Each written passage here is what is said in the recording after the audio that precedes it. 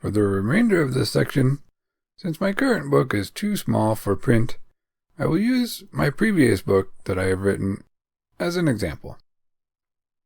Next is the print book cover, and if you scroll down, you will see a preview of what your cover will look like. This includes the front cover that you've created, as well as other information that Draft2Digital has added automatically on your behalf, like the book spine, the book description, your author profile and photo, etc. If you scroll down, you will see various options that you can modify, such as whether you want a glossy or matte finish for your book cover, what you want the upper spine and lower spine text to say, the text color, the background color, and so on. To adjust these options, simply click in each individual box.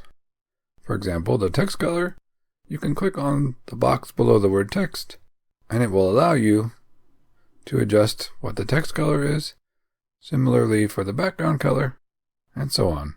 On the right side, you'll see back cover author image, and if you would like to show your picture on the cover of the book,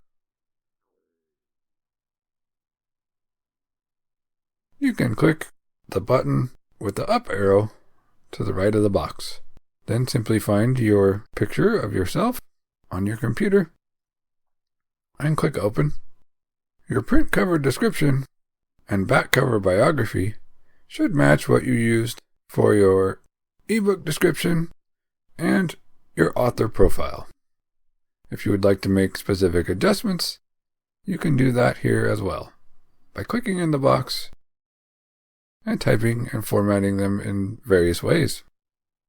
When everything looks good and you are satisfied with the preview of your book cover, go down to the bottom and choose Save and Continue.